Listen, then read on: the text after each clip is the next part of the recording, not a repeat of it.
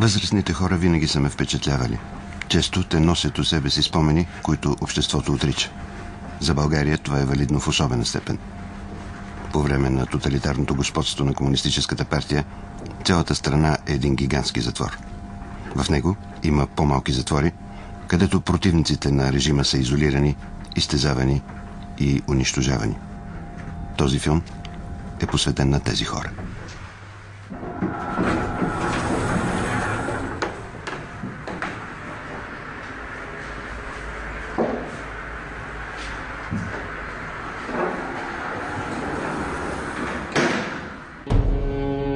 Софийски централен затвор. Тук бях килия номер 9, 7 месеца, като смъртен. Сега ще ви покажа сега. Знам, че сега са от две килии са направили една. Тук беше разделили се за всяко единични. Да, има туалетна, че има всичко, така че то... Нов стил европейски, но все пак се затвор. Едно време пускаха 60 човека на 4 минути. 2 минути тичане. И връщане за 2 минути с кофър и тубата за вода. Да, ама можеш да се представиш на 4 дупки 64 клякаха.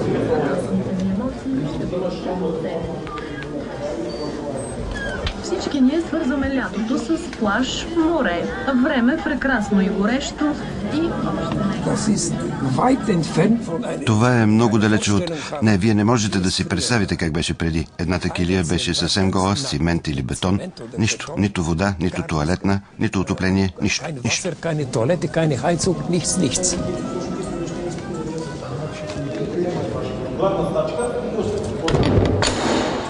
През октомври месец 1954 година бях останал сам. И влезе и надзирател Васил Здравков, много известен, жесток садист. Отваря килията и вика, ще го цитирам точно: абе, гад с гад да ти еба майката, да си го мислял по-рано. Твоята е свършена, приготви се. И ми дава едно листче и молим да се отпиша вещите. Жалки трудовашки униформи, църмули, нищо. Какви вещи имаш? Мислех си, сега ми остават. Никой не се е върнал да каже колко време остава.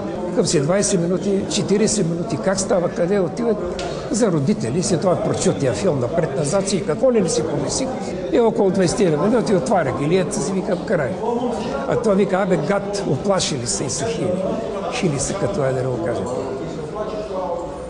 И затворя.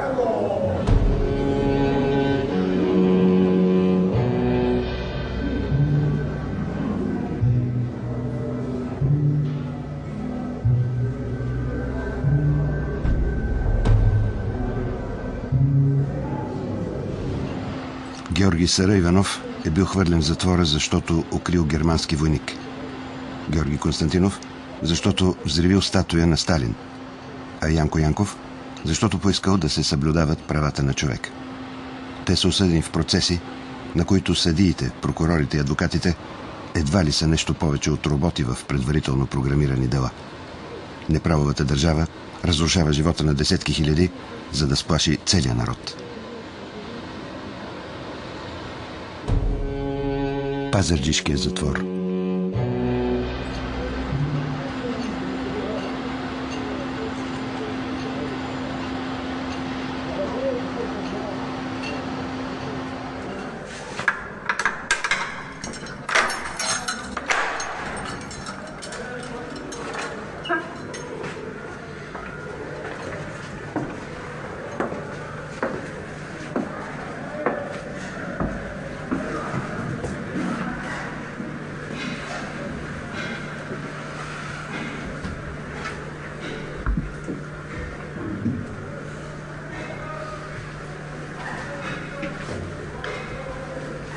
За около няколко денонощия ни настаниха между 16 и 18 човека бяхме.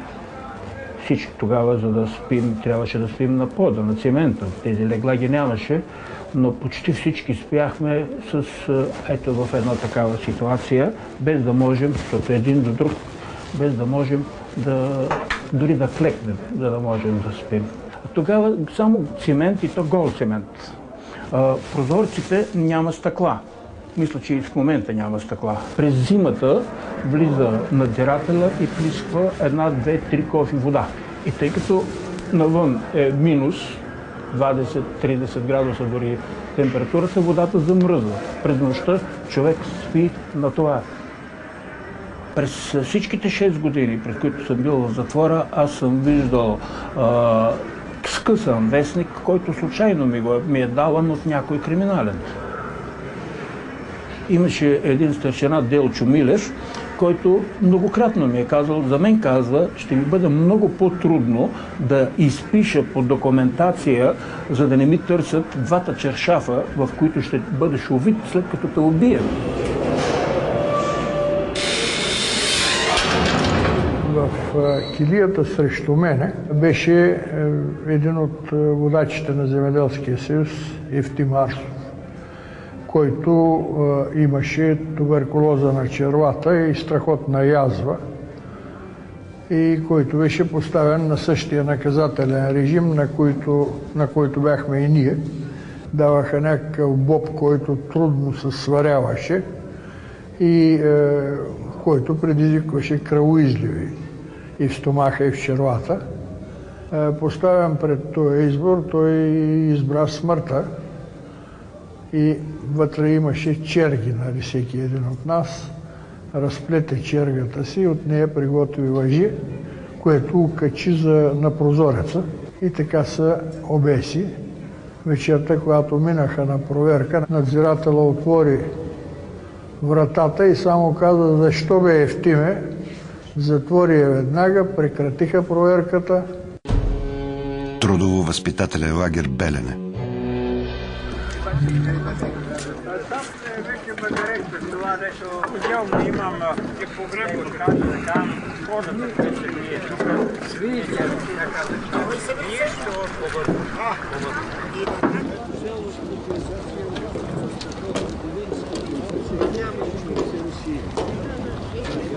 Тук пише ТВО, трудово-възпитателно общежитие Белене, втори обект. А горе пише човек, звучи гордо, Максим Горки. Като влезеш отвътре, пък и гледаш навън, тогава тук ще прочетеш: ако врага не се предава, се унищожава Дзержински. Като влезеш вътре, тогава се разбираш защо е така.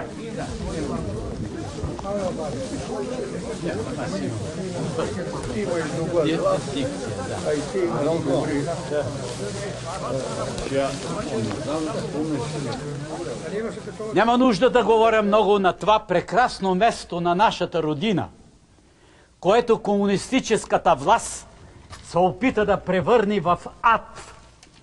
Ад на хората, които просто искаха да живеят свободно, достойно, човешки на своята земя и които бяха превърнати в роби.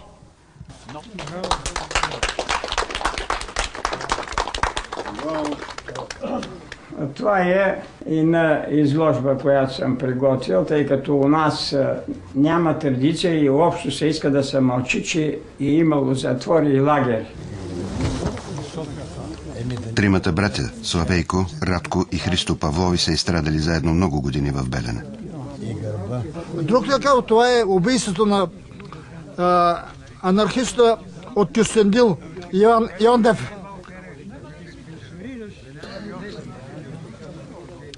500 души отиват на работа, тук покрай дигата. И той върви и вечерта получил колет от семейството му. Колета била повредена и го хванало разстройство. И той се отклонил така на това от редицата. Тук имаше погранична войска. И войниците, като минали и го видяли него: ти какво искаш, да бегаш? Той какво ще го? Хващат го, съобщават на коменданта на Китов и той нарежда да се разстреля.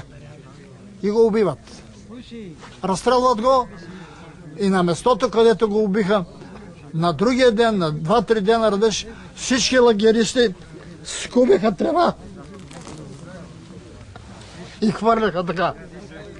До портала на онзи обект горе послано едно голямо дело и виждаме гола фигура. Още дали се вижда гол, обаче около него всичко кървясало. Един мъж разпран от тук до долу. Разтворен като прасе, всичко това е извадено върху одеялото. Прибираме се и викат, гледай! Гледай, каза, всички ще гледат.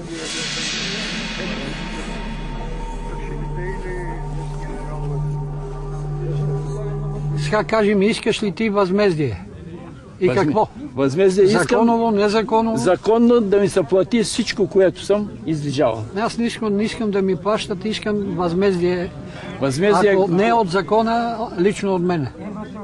Коло, ние не сме убийци, ние не сме катили.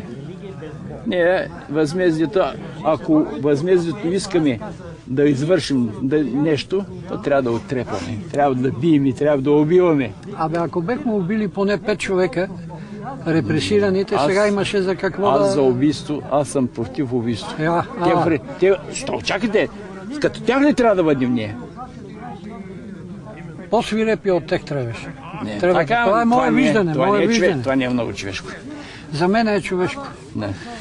Спрямо човека, човещина, спрямо изрода, по-изродски. По-изродски, да. Спрямо убиеца трябва да бъдеш такъв, какъвто той е бил. Той е бил. За да почувства... Обаче един съвестен човек, аз според мен не трябва да иска това.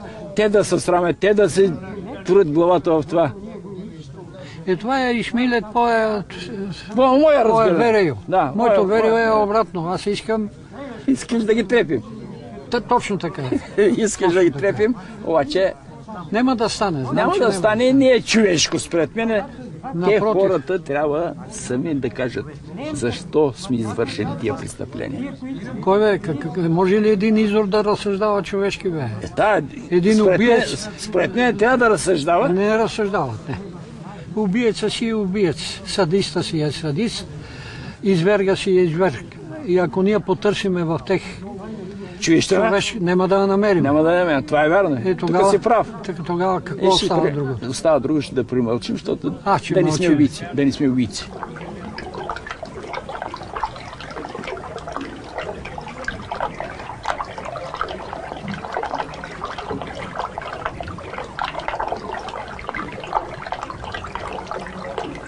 Тук е нещо прокълнато. Всекидневните убийства, зимната студ, летото го страшна жега, 360 грама хлеб, чорба от някакви бракувани от зимата такива турши. Не можеш да разбереш от какво е страх, глад и ужас. В Белене беше най-тежкият период през живота ми. Тук заболях от туберкулоза. Заедно с тия двама мъже бехме на понтона на смъртта, така наречения понтон. Но понеже досиетата не беха такива, заградиха първи обект, докараха един понтон и още един пробит, закараха го на ръкава на Дунава и там съблекоха ни.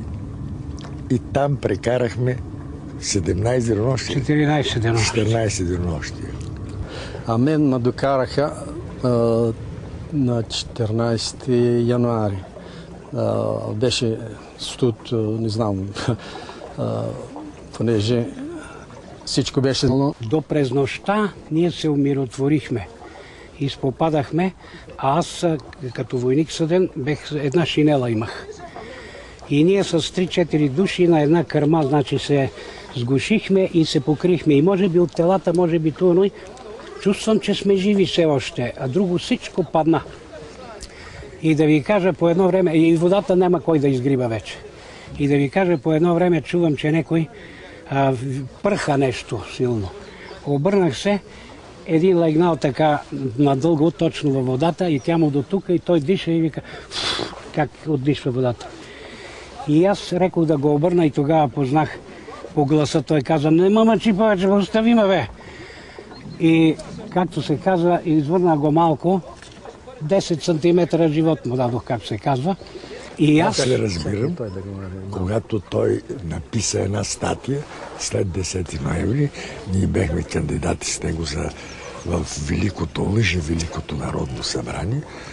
Аз бех кандидат, Петко се избра и той в нашия вестник, тогава имахме вестник, написа една статия и описа този случай. Но аз не си спомням. Спомням си само този момент, че те, като се ме дигнали, се под шинелата. Този момент го помня. Държат една шинела, сигурно твоята е била, и ме сгушиха между тях. Това го помня.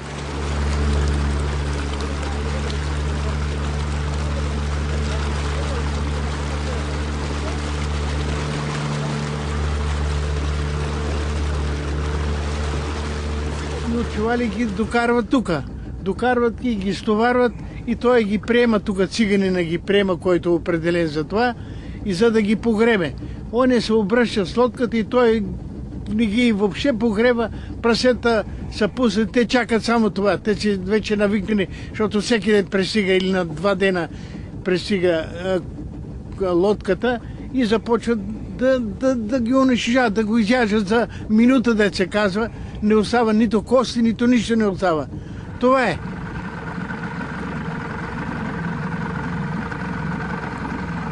На този остров на труповете била изградена гостилница за надзирателите, които празнували в нея шумни празници.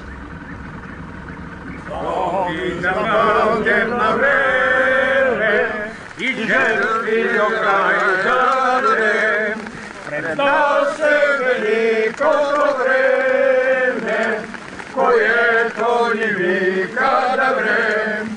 Пред нас е великото време, което ни вика да врем. Край. Лагерът на смъртта в Ловеч.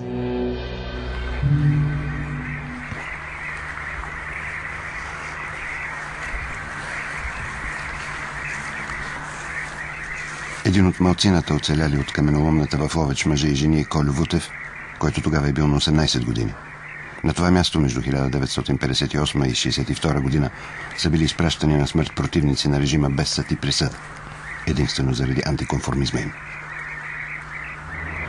Нямаше ден, който 5 или 6 човека да са жертвите, а максимум са стигали 27, 8, 30.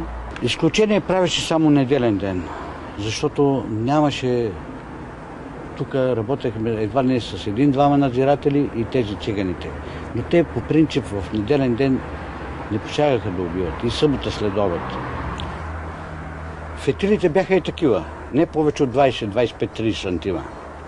И след като се зареди всичко да е готово за взривяване, строяваха ние тук някъде близко до това. Първите, и да не сме първи най-отпреди, веднага викат то, напред, 20-30 човека. Накарат един циганин да донесе една кутия цигари, къса цигарите на 2, дава по един фас и даде огън, кибрид да запалят цигарите. Запалихте ли всички? Запалихме. Вървете да палите фитилите. Но тези, които стигнат най-отпреди, веднага и палнат фитилите, а тези, които тръгват да се катерат по по-високата част, да палят, отдолу почват вече зривовете да гръмат. Той, дето най-долу запалил, винаги даваха така, че един човек да запали 2 фитила. Един тук и един, да речем, на 1,2 метра от него. Но отдолу тези, които са запали 5-6 човека по 2 фитила и бягат вече насам, в същия момент горе от баира тези, които бяха на карулки с майзери, почват да стрелят по тях. И в същия момент взривовете, не стоим и гледаме, взривовете дигат останалите във въздуха. Виждаш в очите и сега, нямам думи как да кажа, виждаш с очите си как на една страна хвърчи крак, на друга ръка, на трета глава, на трета половин труп. Нямам думи да обясня това. И това е всичко за миг от 30-40 секунди, от минута. Минута по-късно след това Газдов или Гогов някой извиква: какво се мутаете, бе? Бързо да оберете мършата! Къде е молотовката? Докарват молотовката и дадат на 2-3 чували, другите пръскаме и отиваме и събираме. Ловиш ръка, тя още трепере. Ловиш крак, той също още трепере. Какво да ти кажа, братко? Това се събира, качва се на молотовката и почваш веднага да продължаваш работа. In zwei Fällen schoss man scharf. В два случая се стреляше на месо. Първо, при отказ да се изпълни заповед и второ, при опит за бягство. Но комендантът го беше измислил хитро, в хиляди кавички. Разиграваше един вариант на групата на смъртниците. Значи заповядваше на някого да му даде чук. Хвърляше чука отвъд маркировката, а маркировката беше на края на шосето за София. И заповядваше на затворника: донеси ми го. В този момент съдбата на затворника е решена. Ако отиде да донесе чука, това е опит за бягство. Трябва да прекрачи маркировката. А ако откаже, го застрелват от упор.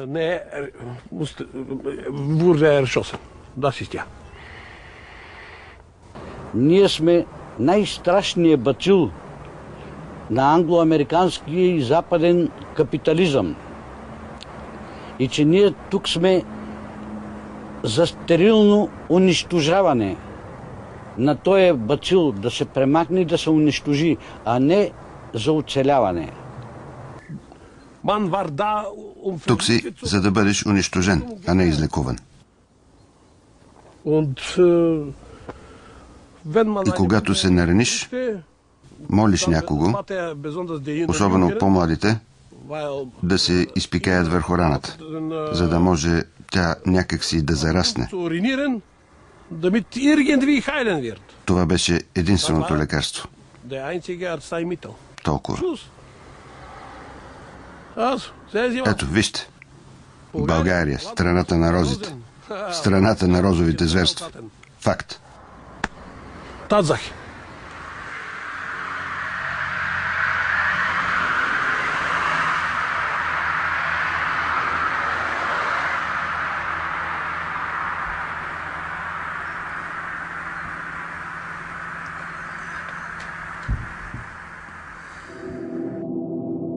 България днес.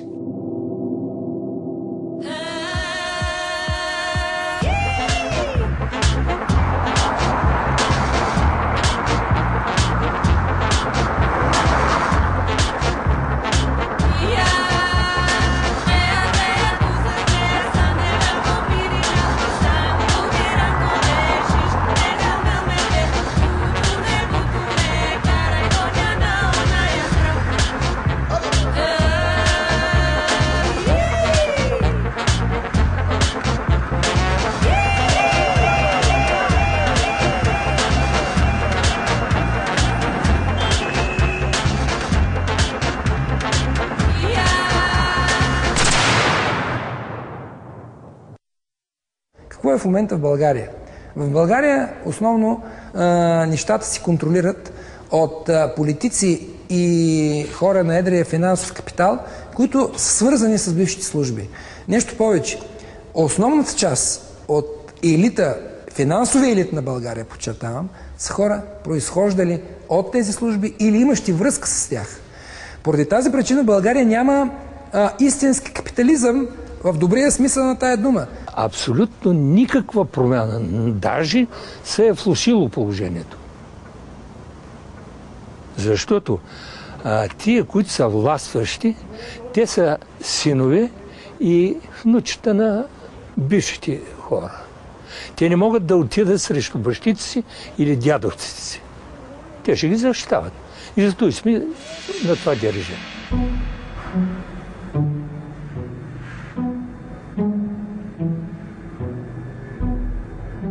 Днешните служби, всички без изключение, се оглавяват от офицери на Държавна сигурност. Но това беше една част от Държавна сигурност. Друга част от Държавна сигурност беше насочена към бизнеса и към финансите. Трета част беше насочена в политиката И четвърта част беше насочена към създаването на така наречените силови групировки, охранителни, застрахователни дружби, частни полицейски институции. В България бяха откраднати милиарди долари външен дълг, милиарди долари на българските държавни фирми. Стопанската власт, парите отидаха от тях с тия приватизации, които направиха. След като парите са от тях, те изкупиха фабриките за $1. Така че, ето, това е промяната. Тоест, създаде се мафия, каквато човешката история не познава, която разполага сигурно с стотици повече милиарди, отколкото западните, с стотици повече възможности и с много тясна преплетеност между власт, престъпност и пари. За мен няма съмнение, че Държавна сигурност е полунелегална, полулегална организация. Тя се занимава с форми и методи на работа, които има и в, както сме чели, и в мафиотските организации. Спор няма в това. Спор няма. И затова някои нарушили законите, неписаните закони, правилата, той, ако не е физически ликвидиран, поне е сложен ниско долу партер и за него няма живот. Никога не е имало законност и справедливост в нашата правна система, тъй като не е имало право. И онова, което у нас се нарича право, включително и днес, от идването на съветските войски през 1944 година до ден днешен, те са вече трансформирани. Червената армия, която завладя България, днес я владее като червена мафия. Тя не е отстъпвала. Днес, до ден днешен, не съществува онова, което вие на Запад разбирате под право. Въпросът с делото за лагерите, то е около 60 тома документация. Аз ръководих около 10 на военни прокурори и 10 или 20 следователи, като аз ръководих разследването. Въпросът с Ловеч. Но покрай Ловеч ние се занимавахме с всички останали лагери в страната. От тогава до ден днешен аз съм завел, може би, 100, най-малко 100 искания за извършване на разследвания от българската прокуратура за конкретни престъпления. В тези искания съм посочил извършването на най-малко 100 престъпления. Бих казал, че 90% от тези неща са ангажирани с имащи много голяма важност за законността престъпления, изключително брутални престъпления. Първо, трудно ни се даваше от Държавна сигурност информацията я укриваха, но вече след 10 ноември вече те бяха така поставени в положение да изпълняват това, защото преди това винаги са криели, те винаги са криели престъпленията, като вършат. Наистина, напоследък се приемат и закони, които при едно нормално прилагане биха имали ефект, но проблемът тук пък идва от това, че няма и не е възможно да съществува нито един човек, който да работи в следствието, да работи в прокуратурата, да работи в съда, в които да са степени на магистратурата, който да не е ангажиран и да не е зависим или от старите служби на Държавна сигурност, или от нейната днешна трансформация, мафиотските организации. Осъдихме единствено, аз ще ви кажа, генерал Владо Тодоров, който беше на разузнаването на Правоглавно, и другия, дето унищожиха досието на Георги Марков, планировката да го убият. Само те са осъдени. Поред мен Европейския съюз на този етап не обръща сериозно внимание на тези факти. Сякаш Европа се затваря очите пред някои неща, които по принцип биха били доста скандални, ако бъдат разказани по начина, по който те всъщност са възникнали. Не може и не бива Европейския съюз трябва да разбере. Ние, българите, сами не можем да излезнем в това блато, в което сме затънали. Разпределението на помощите или по-скоро субсидиите, които идват по линия на Европейския съюз, са притегателна цел на всички тези хора, които са свикнали да трупат богатство не с инициатива, а с контрол над политици. Хората на сивата власт, хората, притежаващи основния пакет акции на това, което в момента ние наричаме Република България. Обезщетение?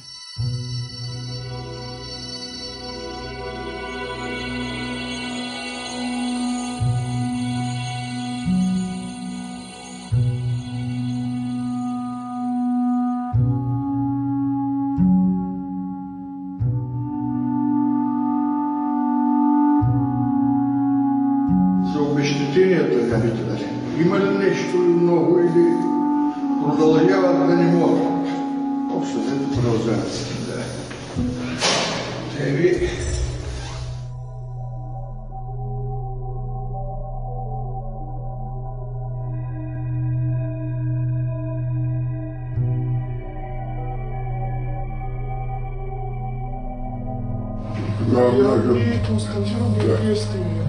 Тогава минаха 20 месеца.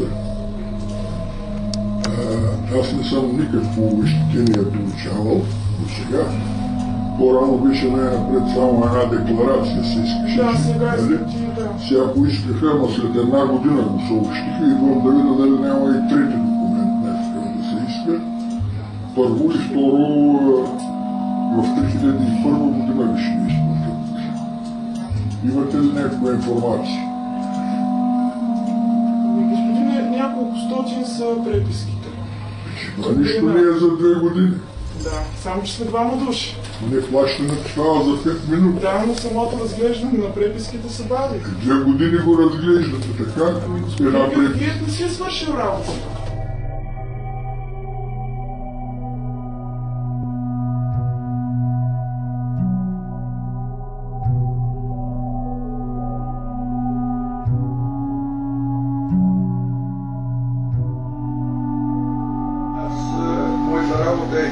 Защото няма никакви получаване до сега обезщетения. Според закона, реабилитираните политически затворници е трябвало да получат обезщетения в размер на около 1 евро за всеки ден прекаран в затвора. А действителността изглежда по-различно. В канцеларии като тази непрекъснато ги прекарват през мелниците на бюрокрацията. Още една подигравка с изживяните страдания. А отгоре на всичко и отговорният областен съветник носи малкото име Сталин.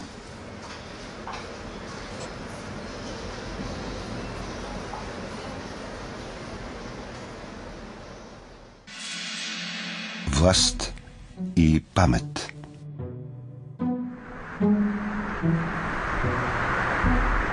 Който държи властта в страната, владее и над паметта. В България реално съществуващата история се държи под ключ. Преломът от 1989 година е в редица отношения само симулация, тъй като не е имало погребение, до сега не може да бъде проведена и аутопсия.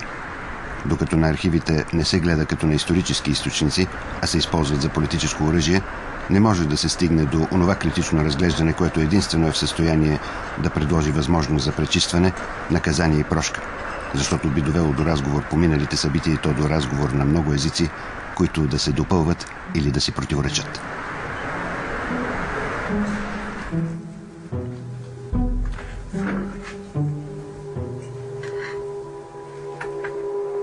Отчетността е на почтата. Това е Битер-банк. Както в банката стотинка не може да изчезне, така в системата на държавна сигурност не може да изчезне документ. В техния страх. Те иначе са кокорбаши, но иначе са много страхливи. Значи в страха си какво са направили? Хем са запазили информацията на хартиен носител, хем са запазили на микрофилми. И сега всичко е подредено, нагласено, точно на определено място стои в дирекция информация и архив.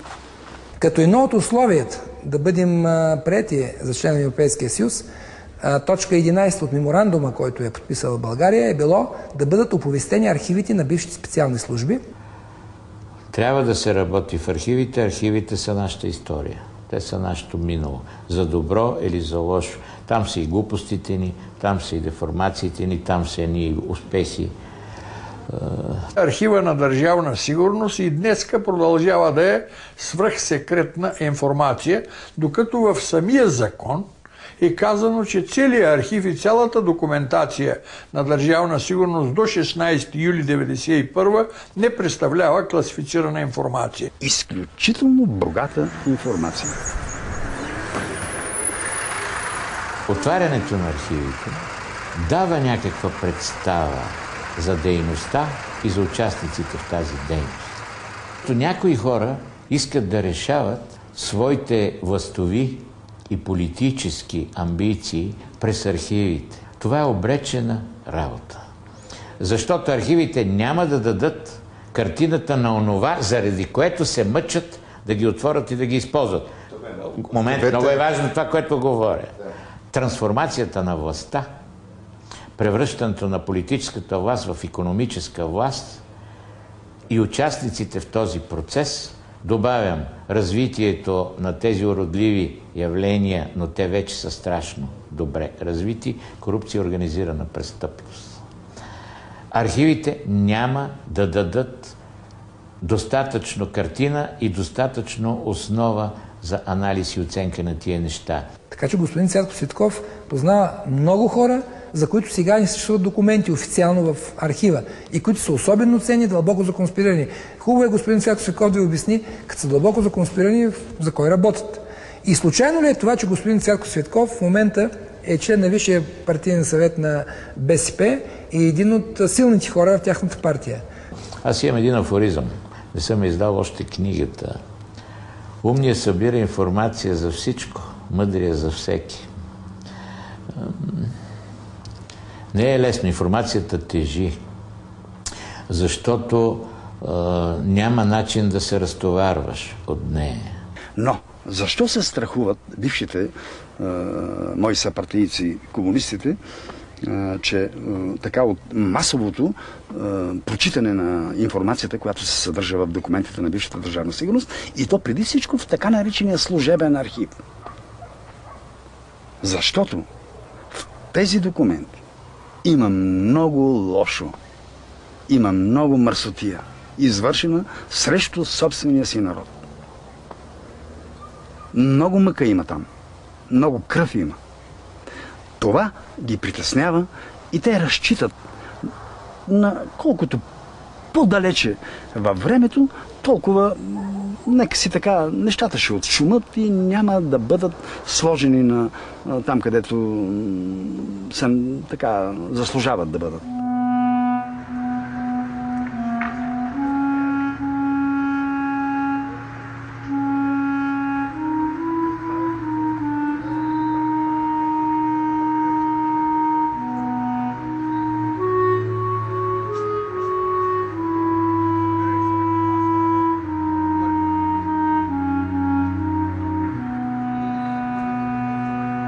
Изобщо не се дава думата на тия, които биха могли да защитат обратната теза, да се аргументират колко важно е отварянето на тия архиви и важно не само за миналото и за историята, важно за настоящето. Забележете, там, където обществото, политиците успяха до голяма степен да притиснат въгъла служителите на техните бивши комунистически тайни служби, там нямаше такава мафия. Не се създаде такава мафия. Разбира се, мафия има навсякъде в света.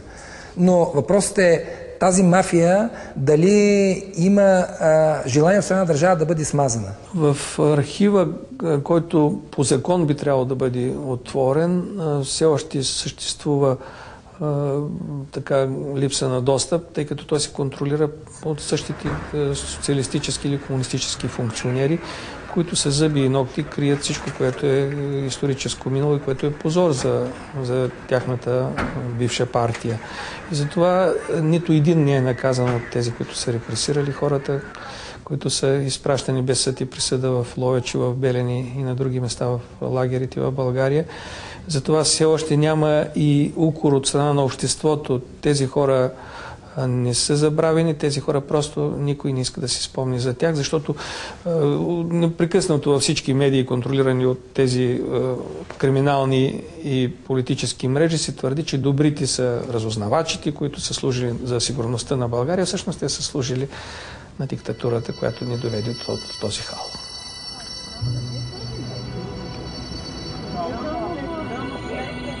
Който се интересува от миналото, продължава напразно да търси яснота. На тази единствена паметна плоча в центъра на София, в камъка са издялани няколко от имената на убитите. Останалите са погълнати от анонимността. Когато имената на извършителите звучат по-почтенно от имената на жертвите, има нещо много гнило в обществото.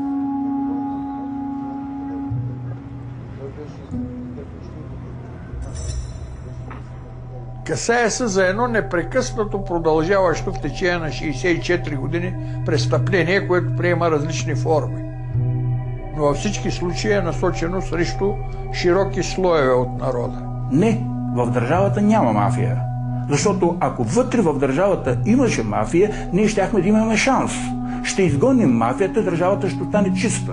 А ние нямаме шанс, затова защото мафията не е вътре в държавата, а обратно. Държавата е вътре в мафия. Елита на Европейския съюз работи отлично с комунистическата номенклатура, като не съзнава, може би, скритата заплаха всички интереси на Русия да бъдат подобаващо защитени в ущърб на гражданите на Европейския съюз, на страните от Европейския съюз.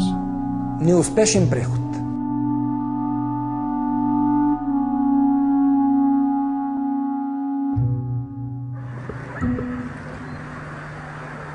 В България над градовете се извисяват борците за освобождение от османско иго, а в училищата не се споменава най-новото минало. Обществото се чувства удобно в един консенсус, че тоталитарната епоха не е била чак толкова лоша. Непреклонността на някогашните затворници разбива подобни апологии. Именно затворниците са достойни герои за едно ново, по-добро време.